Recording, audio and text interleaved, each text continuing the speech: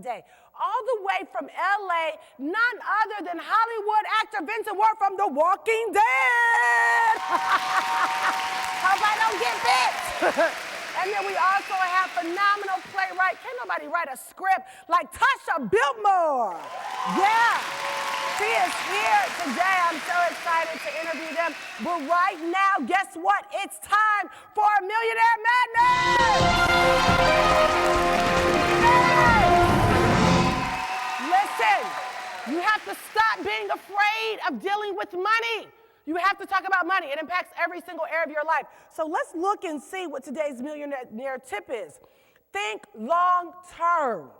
Successful people create long-term goals and then work backwards so they know exactly what they need to do 1 year from now, 1 month from now, 1 week from now, 1 day from now. It's all about your daily activities. So when you get a business idea, I want you to go after that business. But I also want you to realize that you're going to have to write some things down. Put down how much is it going to cost you? How much income is going to come in? What if your products don't sell at the rate that you expected them to?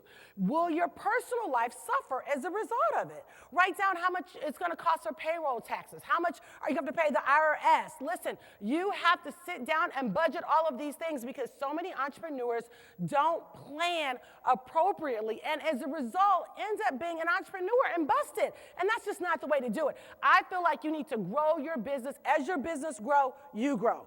Put into your business whatever it actually produces. I believe in making everything pay for itself. If you are working a job, I suggest that you save and save and save and then strike out and start your business at the right time so maybe you have a business budget. But you don't want to start pulling from your personal life and your personal expenses to pay for your business because then you start your entrepreneur journey upside down and a lot of times it's hard to get out of there. And of course there's success stories that happen, but you want to make sure that you've appropriately planned for long-term planning by writing those numbers down. And then so also you're going to have to figure out, how many people are you going to have to bring on to help you? Because in business, a lot of times you can't do business by yourself. So you might have to bring on an accountant, or you may have to bring on an operations manager, or you may have to bring on a CFO to manage all of the day-to-day money coming in and money going out. So make sure that you properly plan for all of the people that it's going to take to help you to have a successful business. So that is it on today's Millionaire Tip.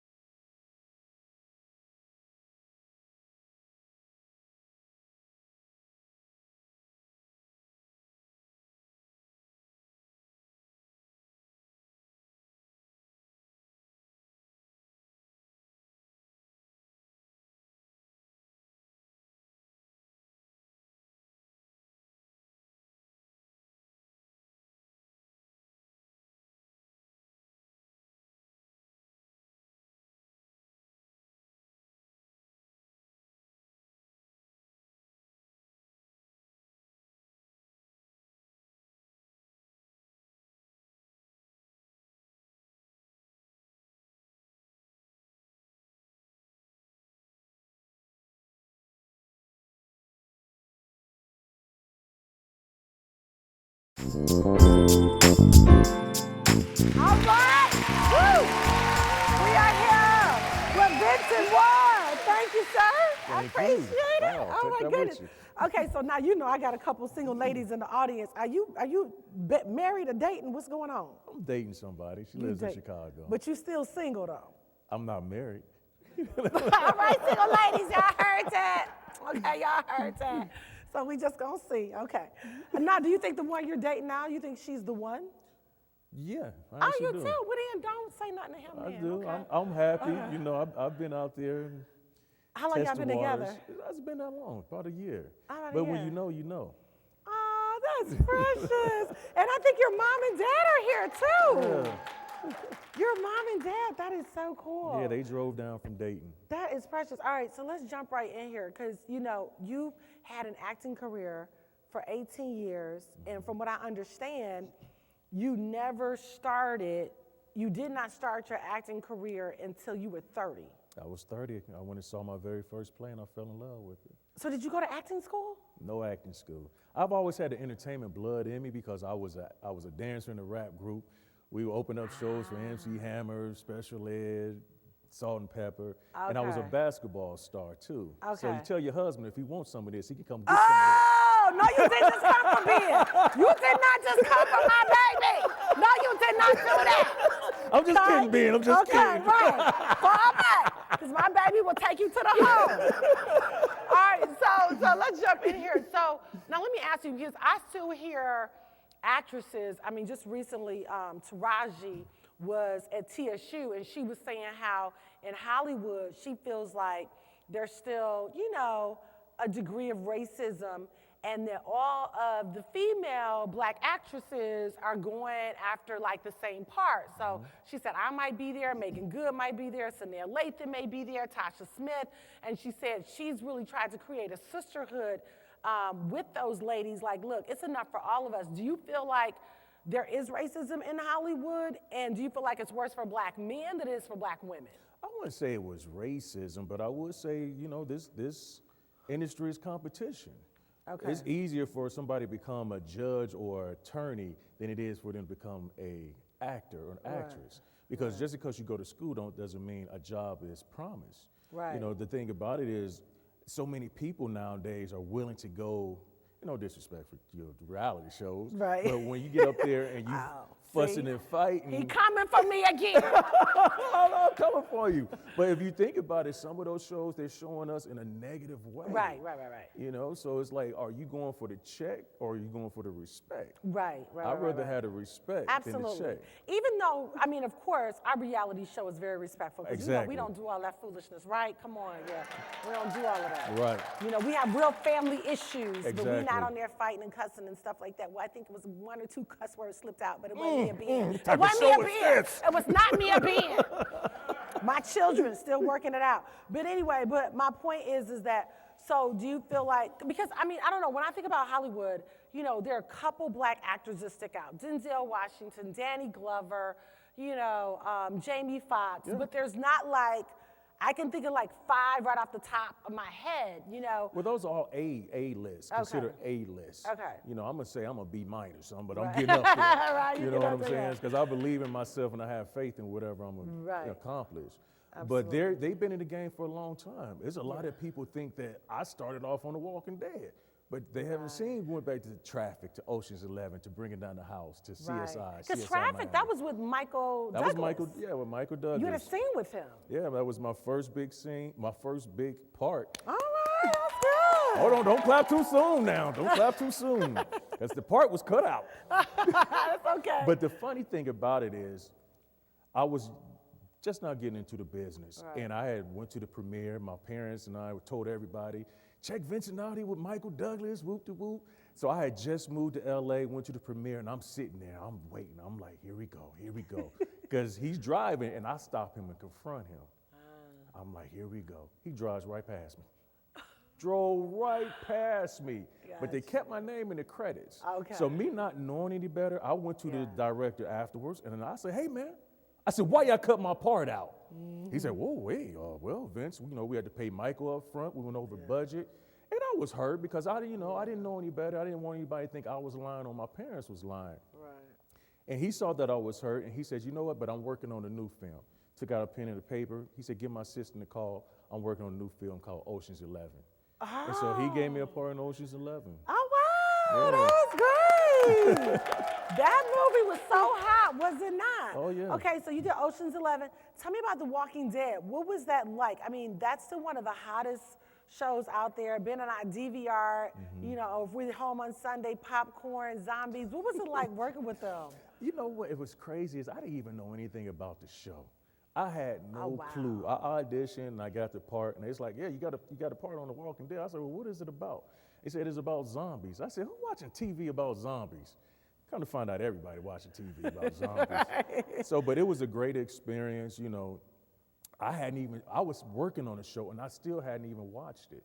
I was probably on my 4th episode, and then you know how they run the marathon. So I went back and watched the marathon, And I'm like, I'm glad I never seen it because the characters from season 1 and season 2 weren't the same characters in my season. Gotcha. 1 and 2, there's like, oh, there's a Walker run. My season, kill him, so it's totally different. Right. And I remember this one situation, I was sitting there, I was talking to Andrew Lincoln, he plays Rick. And we're sitting there and he starts speaking in his British accent. And I'm looking at him, I'm like, man, why are you talking like that? He said, you didn't know I was British? I was like, no. Oh, wow. But there was a few British people on there, though. Really? Yeah, Maggie, the governor. Oh, wow, the governor. Yeah. That is crazy. So what was it like working with them? It was hot. It was hot. Because you guys were outside? We was outside. But the thing about it is people like, well, just like you asked. Okay, wait, this is so hot. We got to come right back, though. We're going to come right back. We'll be right back after this break. Come on, let's go right. Now it's time for Financial Watch Fun Facts. Historically, how often does a recession occur? A, every 5 years. B, every 10 years. C, every 8 years. Or D, every 20 years.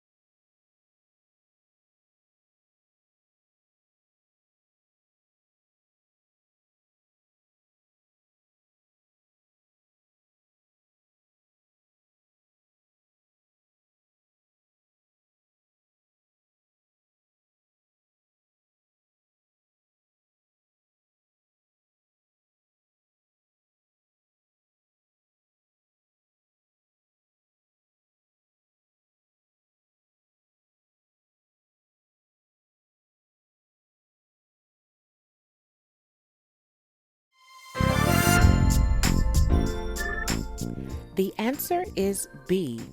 A recession happens every decade.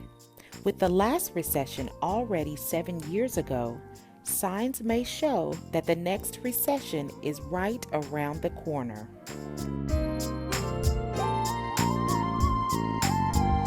All right, let's welcome Tasha Bmore. Yeah. I'm so excited to have you on, Tasha, but I want to finish up with you, Vince, real quick. You were saying, because I was asking you before we went for break, how was it taping with, some of those guys, Andrew, The Walking Dead? What was that like? You were saying it was real hot. It was extremely hot. Being in the humidity in Atlanta, Georgia in the summertime, being outside in the boondocks, it was crazy. And people always ask me how it was working with the crew, the cast. No disrespect, but I didn't know who any of them were, It's just you work with Andrew Lincoln. I'm like, okay, who is that? Right. And how was it? Well, it was cool. I'm a professional, actor myself. So ask him how was it working with me as well. All right, okay. Now, were they, I'm assuming they were all working before Walking Dead, but I'm like you, I didn't recognize any of them. I don't know, was that kind of like the breakout for everybody, because now everybody knows who Andrew is. I think it was a breakout for a lot of them. Breakout for them, I think it's cool. I like when I see directors take risk on raw talent that maybe aren't known, but they just need that one time. I think it should be like that. Yeah. You don't want to see the same people in every movie, every sitcom, every series. Yeah. It's time to get some new people. Yeah, it's time to get some new people. Yeah. So what do you feel like sets you apart as a man in Hollywood? my faith and my belief. When I win that Oscar one day, when I say I want to thank God, I'm really saying it. I'm not just saying it because, Hey, come on here. I'm not just saying it Yeah. because it sounds cool. I'm saying it Right. because I know my journey. You know? Yeah. So- Yeah, you know it was grace. That's powerful. That's really good. So we're going to bring Tasha in a minute because Tasha was like, I met Tasha, by the way. We were at a party. So it was like party/business meeting that I was doing out with some other celebrities. Leah Daniels put it on from casting director from Empire, and it was a bunch of celebrities out there, and I met Tasha, and she's like, oh my gosh, I love your show, I love your show. And she's like, I'm a playwright, and I need to write the script for your story. And I was like, you do? I was hustling. Yes, you were, Yes. you were. And that was so cool. And I remember Tasha said, now listen, you're going to have Vincent. You got to have Vincent in your play. Listen, Vincent, because you usually play like thugs, security guards, and in my past, I had thugs in my life. She said, you've got to have Vincent. So, Tasha, I want to talk to you for a minute, but before we do that, can you just because see, this is my first time, she just been bragging on you, but this is my first time seeing your acting skills. Oh. So can you do like a little quick monologue for us? Don't y'all want to see him do a monologue? Yeah, I want to see him do a monologue. Come on, what you got? How about I just do a sing? How about Okay, that? okay. So what's up with this new dude? I mean, this new No. dude. Come on now. Oh, we flowing. We've been together for a minute. So who is this Ben dude? Oh, that's my boo. That's your boo? That's my man. That's my husband. So what about me and you? Oh, it's over. What you talking about, me and you? It's over. Like I It's was been saying, over. I've been trying to holler at you for a minute. You know?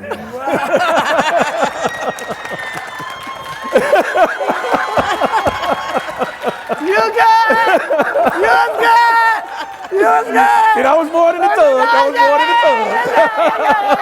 Because I was like, that's why I don't act, honey, because Ben don't play that. That's okay, that was good. So, Tasha, talk to us a little bit. How did, you've written a lot of plays. How many plays have you written? This will be, I have 30. This is my 30? She's like 30. Yeah. That's awesome. Your play would be the 4th that I put on out of the 30. Wow, isn't that great? Yes. So how did that whole thing kind of come about? I think it's great when people have the patience to write. I have my patience is. Yeah, I started here. I'm from Detroit, so I started writing poetry, and I just took my poetry and gave them characters to give them life. Wow. And the first one was called The Conversation, based off of my own personal story of domestic violence.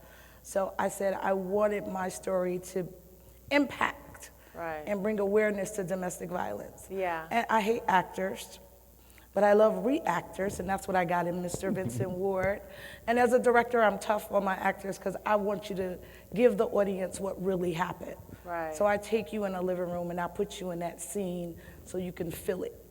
Wow. So that's what. Yeah.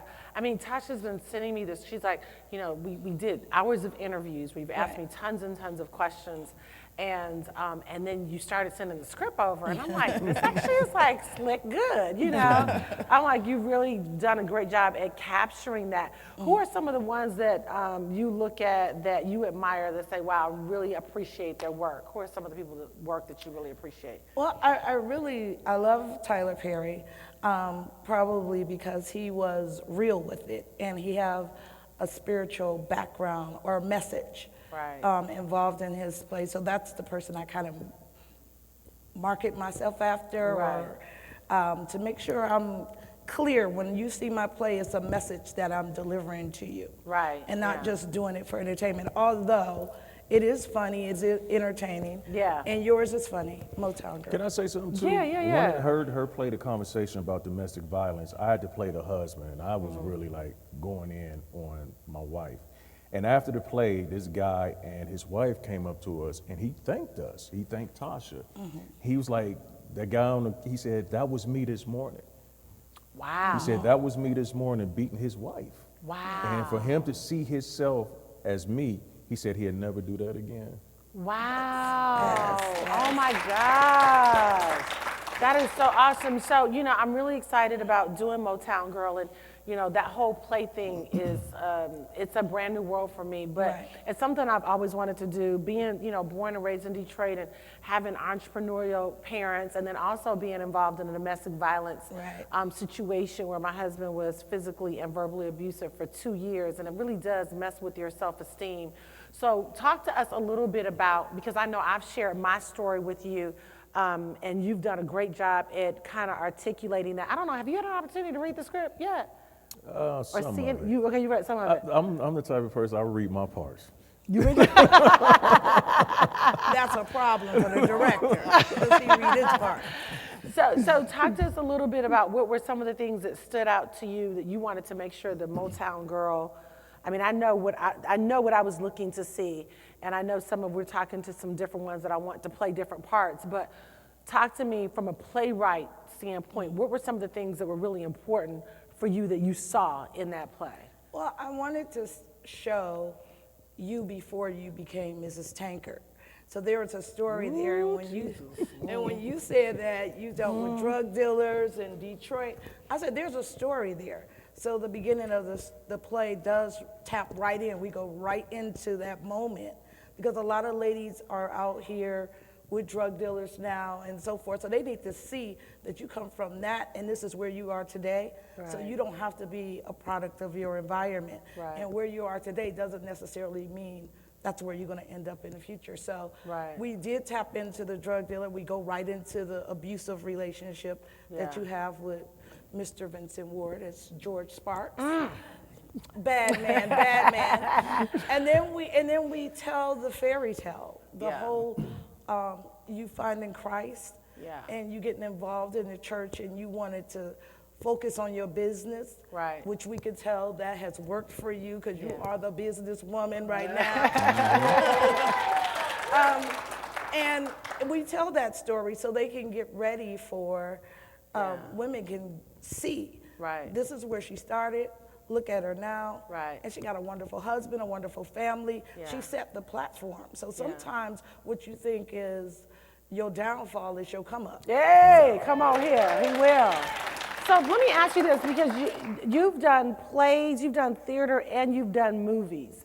How, is that a big transition? It definitely is. I always say, if you started off doing plays, you can transition over to movies and sitcoms and series. But a lot of times people can't come from movies to theater, because you know, in movies and sitcoms and stuff, cut, action. Theater, it's just action. Right. So You you know. mess up, you just got to keep going. You got to know how to play it off. You got to know how to play it off. And you know, one thing like about your show, the play, it shows that we've all been somewhere. You know, Right. we've all had a past. Right. You know, a lot of times people see you on TV or see us on TV, be like, oh, their life is just wonderful. Not knowing, you know, Right. we cry, we pray, we go through stuff just as much as the next person with a regular 9 to 5. Exactly. So one thing about Tasha's plays, it shows that we all had a past. Yeah. We all fall, but what you gonna do when you get up? That's it. No, I love that. No, that's good. And I think that's important to do that. So that's good, you're right. So it can be a little challenging going between two. So let me ask you this. When we start looking at it, even as we're casting for the play, I guess you have to almost look for, obviously, people that are very skilled, that know how to play it off. So if somebody misses a line, because I'm thinking, if you mess your line up, it can make me mess me up on, okay, what am I supposed to be saying right now? So I'm assuming we're gonna have to make sure that we choose actresses and actors that are skilled, that can keep flowing and keep, going. Not just as that. you Can you get along with these people off the stage? Right. If you could be a great actor and actress, but if you acting a fool once rehearsal is over with, do we really want to deal with you? Right. No. And they have to build chemistry.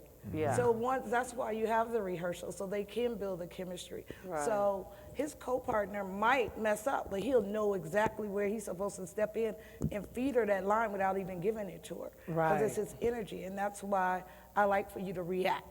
Right. If he say something crazy, she know how to come back. And the young lady that's playing you, we've done plays before together. She's a beast, man. She's very good. Ah, good. See, if Tiffany Rebecca Royale. Wonderful. Yeah. She's very good. That's awesome. And I'm looking forward to it because, I'm going to have a little part in there, of course, and then, of course, my honey. And so we're going to give him a little Ben Tankard concert. So I'm really looking forward to it. I think it's going to be very impactful, and then also give people out there watching hope, women that are in domestic violence situations. And then also, like you said, the men. I love what you said, that brother came up to you and said, whoa, I just saw myself. It was deep. Yeah, that's what it's about, making sure that we're making an impact. Listen, I want to thank you two so much. I mean, huge talent. Come on, let's give them up for him. I mean, thank you, really appreciate. All right, so right now on Reality Watch, let's talk new docu-series Like a Boss. It takes a look at the behind the scenes of what it really takes to be an assistant to some of the biggest power players in Atlanta, Georgia.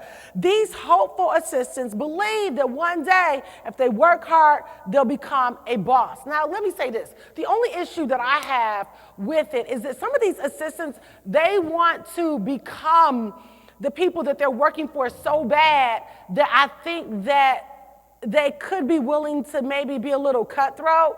And the other thing that I really kind of have a problem with is, like, one guy was having to go and give blood to get paid to make money because he wasn't really making any money. So I don't know if it really shows those assistants in a real good light. First of all, I think a good assistant needs to be paid. Let's be clear. Okay, let's be clear on that.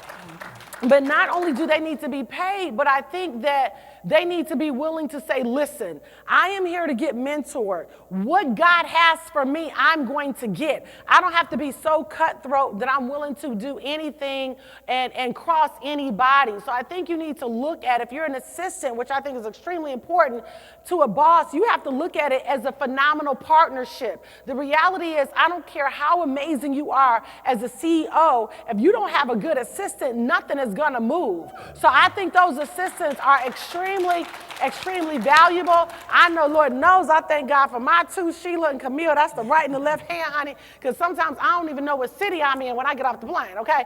So I know I need a good assistant, but my point is that I think that they should be valued, but I also think that the assistant needs to understand that it is not a demeaning role that they're playing in, that it is a partnership, and ideally, everybody should be growing together. So whether you are a boss or whether you are the assistant, understand it's a partnership and everybody should win in that partnership. Thanks so much for tuning in today to the Jewel Taker Show. And remember, you can have it all.